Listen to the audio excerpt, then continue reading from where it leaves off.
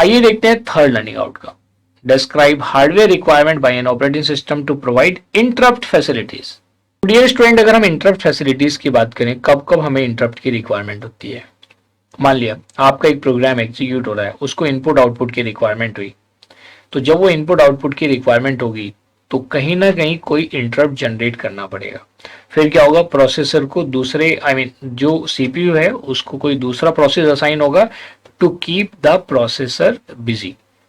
ये हम ऑलरेडी पहले भी इन चीज़ों को समझ चुके हैं कि हमारा मल्टी प्रोग्रामिंग में भी समझा था कि हमारा जो ऑब्जेक्टिव है वो प्रोसेसर को बिजी रखना है, जिससे उसका थ्रूपुट क्या हो सके, एनहांस हो सके। ये तो हमने तो ये जो इंटरप्ट, डिफरेंट टाइप की इंटरप्ट फैसिलिटीज हैं, चाहे वो पॉलिंग का यूज करके हम करते हो तो, लेकिन वो कैसे होता है, तो ये सारी चीजें वैसे तो डिटेल में आप कहेंगे सर आगे रेफर कर रहे हैं, या दैट्स ट्रू, बट यहाँ पे हम कुछ इंटरप्ट फैसिलिटीज को और डिस्कस करने जा रहे हैं कि वो कैसे प्रोवाइड की जाती है। जैसे polling is one of the way to enhance the throughput और you can say the performance of the processor. तो आइए कुछ पॉइंट्स की हेल्प से इसको और समझते हैं। So dear student, these are the 4 different ways. ये मैंने आपको स्टार्टिंग में जो फर्स्ट लर्निंग आउटकम में क्लासिफिकेशन बताया था, ये इंटरप्ट फैसिलिटीज का पार्ट है। तो आइए बिफोर इंटरप्ट डिस्कस करेंगे, thereafter interrupt driven IO, then non IO interrupts, and later on we will discuss about interrupt handler. तो एक एक करके डिस्कस करते हैं। So let us see how interrupt facilities help in the protection mechanism before interrupt. So dear student, अगर हम बात करें कि before computer supported operations like spooling और बफरिंग के कॉन्सेप्ट को हमने डिस्कस ही किया था, and other designated to reduce the amount of CPU idle time, ये हमारा ऑब्जेक्टिव था। So IO operations were performed via polling. किसके थ्रू परफॉर्म होते थे, पॉलिंग, क्योंकि वो रिपीटेडली चेक करता रहता था जब तक वो उसको डिजायर्ड पोजीशन पे प्लेस नहीं करा देता। तो पॉलिंग वाज ए कॉन्सेप्ट। तो आइए देखते हैं next point related to before interrupts. So dear student, अगर हम नेक्स्ट पॉइंट की बात करें तो जो पॉलिंग के कंटिन्यूएशन में है, इसी चीज की हम बात कर रहे हैं। IO operations were performed by polling where the computer entered a loop that repeatedly checked the status of IO device, that is input output device, until it entered the desired state. अब वो desired state क्या होगी, वो depend करता है कि आप उसको किस पर्पस के लिए यूटिलाइज कर रहे हैं, किस पर्पस के लिए यूटिलाइज कर रहे हैं, that will represent the desired state. So this is about the before interrupts. तो ये इंटरप्ट फैसिलिटीज का पार्ट है। आइए देखते हैं इंटरप्ट ड्रिवन आईओ। ये तो बिफोर वाला आ गया, लेकिन अब इंटरप्ट ड्रिवन आईओ कैसे होंगी, ऐसी नॉन आईओ इंटरप्ट्स क्या होंगे, और इंटरप्ट हैंडलर कैसे वर्क परफॉर्म करेंगे। तो आइए देखते हैं second one, interrupt driven IO. So dear student, जैसे आप लोगों ने स्टडी किया होगा the concept of control unit, तो कंट्रोल यूनिट को आपने स्टडी किया था। It generates electronic control signals for the synchronisation of various peripheral devices. वो पेरिफेरल मतलब इनपुट आउटपुट डिवाइसेस है। तो अब हमें ये देखना है कि भाई जो इंटरप्ट ड्रिवन आईओ है, तो अब उससे क्या होगा, जो भी इंटरप्ट है वो एक सिग्नल है सीपीयू के लिए कि भाई जैसे कोई हाई प्रायोरिटी टास्क आ जाता है और आपने एक इंटरप्ट दे दिया, तो सबसे पहले ओएस क्या करेगा, उस हायर प्रायोरिटी टास्क को असाइन करेगा ऑपरेटिंग सिस्टम को based on the type of interrupt. There is a various list of interrupt that can be generated. तो आप कोई की भी प्रेस करते हो तो वो भी इंटरप्ट जनरेट करता है। इंटरप्ट का मतलब रोकना, कि भाई अभी आप देखिए ये एक सिग्नल है, अगर वो उसके एग्जीक्यूशन में तो उसके अकॉर्डिंग एग्जीक्यूट करेगा, मतलब जिस चीज के करस्पॉन्डिंग आपने इंटरप्ट जनरेट किया है उसी के करस्पॉन्डिंग वो ऑपरेशन परफॉर्म किए जाएंगे वाया सीपीयू। समझ में आ गया। तो ये इंटरप्ट ड्रिवन है इनपुट आउटपुट, तो देखिए आइए कैसे ऑपरेट करते हैं, तो इनको पॉइंट वाइज समझ लेते हैं। So dear student, this is first point to understand about interrupt driven input output, कैसे वो वर्क करते हैं। तो basically to overlapped computation with input output, the devices that perform the IO operation needed a way of signaling the CPU that an operation was already processed या ready to proceed or that an operation had already completed। तो ये किसके help से होता है, with the help of interrupt driven IO। आइए देखते हैं नेक्स्ट पॉइंट। देखिए सेल्फ एक्सप्लेनेटरी है, basically we are understanding how they works. तो डियर स्टूडेंट, जो हमने ऊपर वाला पॉइंट डिस्कस किया था, in continuation to that, the CPU needed to respond to these signals जो आईओ डिवाइसेस के थ्रू जनरेट होते हैं, और जो सिग्नल्स जनरेट हो रहे हैं इन्हीं हम क्या बोलते हैं, इंटरप्ट्स बोलते हैं। The signals generated by the input output devices are known as interrupts. In such a way that it could be interrupted from its computation. मान लिया कोई इंटरप्ट आया, उसने अपनी कंप्यूटेशन को स्टॉप कर दिया, लेकिन जो सीक्वेंस में या क्यू के अंदर ऑलरेडी जो नेक्स्ट टास्क है वो उसको एग्जीक्यूट करेगा और फाइनली उसका जो आंसर है कंप्यूटेशन का वो क्या करेगा, रिटर्न करेगा। Isn't it? तो ये चीज है जिसको आपको ध्यान रखना है कि कैसे ये वर्क करता है। तो इंटरप्ट की चाहो तो आप डेफिनेशन लिख भी सकते हो, वैसे तो मैं बार बार बोल ही रहा हूं कि भी जो भी आप इंटरप्ट जनरेट कर रहे हैं, ये these are the signals generated via input output devices. So dear student, यहाँ पे हमने इस पर्टिकुलर पार्ट में डिस्कस किया कि जो इंटरप्ट ड्रिवन इनपुट आउटपुट है वो कैसे ऑपरेट करते हैं। लेकिन अब इसके केस में ये आता है कि अगर कोई ऐसा इंटरप्ट आता है, क्या उसको प्रोसेसर इग्नोर कर सकता है? या इट डिपेंड्स कि अगर कोई हाई प्रायोरिटी का टास्क है और जो सीपीयू है किसी एग्जिस्टिंग टास्क को एग्जीक्यूट कर रहा है, उसकी प्रायोरिटी हायर है, तो अगर कोई दूसरा सिग्नल सेंड भी करेगा तो वो इंटरप्ट नहीं करेगा, वो कंटिन्यूएशन में ही रहेगा। सो इट डिपेंड्स कि कौन सी एल्गोरिथम या क्या आपने प्रोसेस अप्लाई कर रखा है।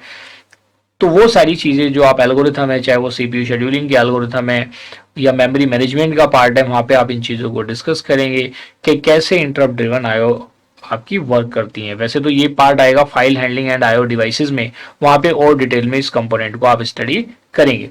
सो डियर स्टूडेंट, यहाँ पे जो हम डिस्कस करने जा रहे हैं before interrupts, interrupt driven IO.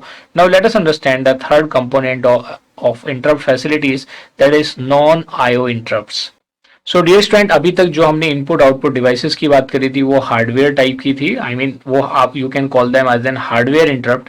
यहाँ पे नॉन इनपुट आउटपुट इंटरप्ट्स हैं, तो these non input output interrupts जो हैं, इस केस में it means these are not related to the input output devices. So these interrupts can be in the form of signal, these interrupts can be in the form of system calls. तो वो depend करता है कि भी किस type के interrupts generate हो रहे हैं, but you need to understand these are non IO, non input output devices interrupts हैं। तो आइए देखते हैं वो कौन कौन से इंटरप्ट्स हैं, उनका क्या यूटिलाइजेशन है, कैसे उनकी फंक्शनिंग होती है।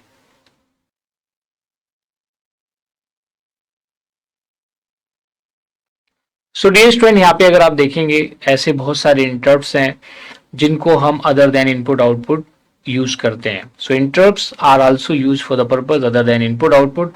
वो कौन कौन से हैं? They can be timer interrupts, they can be illegal operation trap, अगर कोई इलीगल ऑपरेशन आया तो उसको ट्रैप कर देंगे, and these are system calls as well. तो you can call them system calls as software generated interrupts. क्या बोल सकते हैं? Software generated interrupts. इसको जो सिस्टम कॉल वाला कॉन्सेप्ट है और सिस्टम प्रोग्राम का, इसको हम इसी सेक्शन के थर्ड टॉपिक में डिस्कस करेंगे in detail. So dear student, जो थर्ड पार्ट था, देखिए यहाँ पे ज्यादा इसके बारे में हमें स्टडी नहीं करना था, तो ये हमने यहाँ पे समझ लिया। Now let us understand the fourth part of interrupt facility, that is interrupt handler. तो डियर स्टूडेंट, नाम से ही पता चल रहा है कि भाई ये इंटरप्ट को क्या करेगा? हैंडल करेगा। The interrupt handler handles the interrupt. इसका मतलब क्या हुआ कि जो भी टाइप के इंटरप्ट्स अवेलेबल हैं तो उनके करस्पॉन्डिंग इंटरप्ट हैंडलर भी अवेलेबल होगा। अदरवाइज इंटरप्ट को कौन हैंडल करेगा? Who will handle the interrupts? ये बात समझ में आ गई?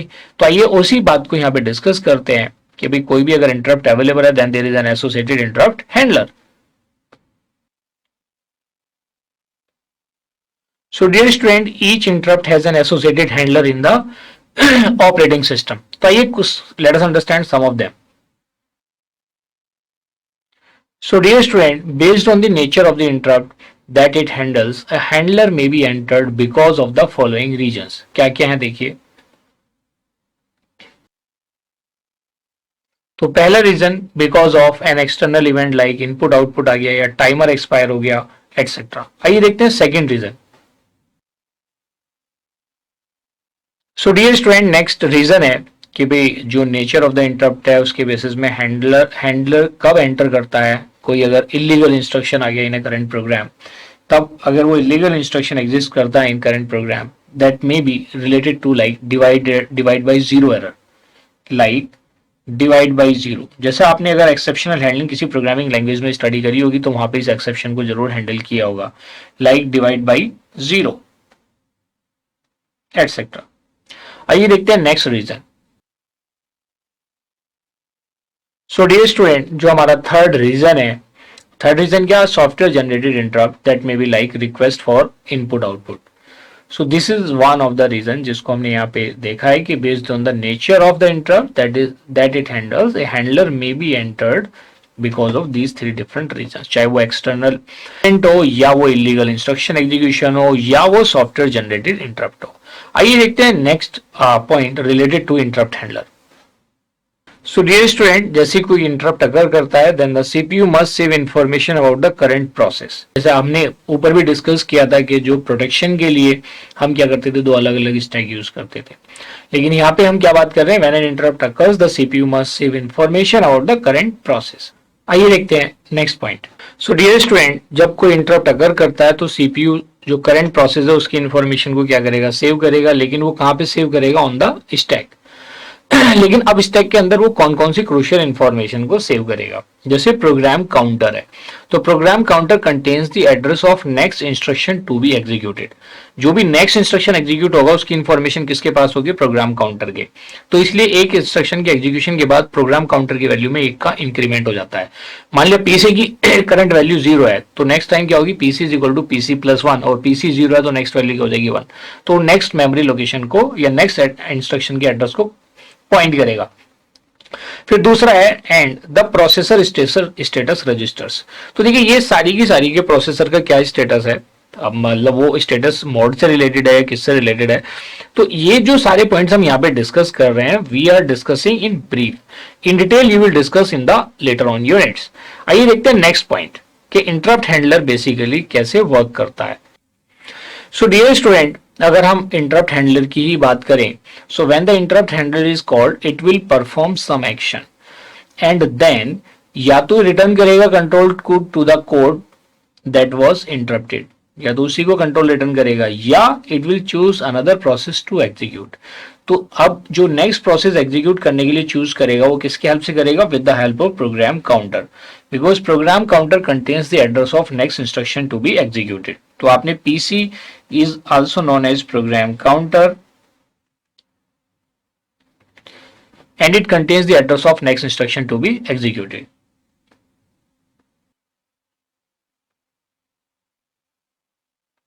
So dear student, I hope this is clear to everybody कि कैसे ये work करता है. So in this way you understood the third learning outcome and I am very much sure now you are able to describe hardware requirements by an operating system to provide interrupt facilities. तो 4 different components को हमने वहाँ पे study किया. Let's have a knowledge check.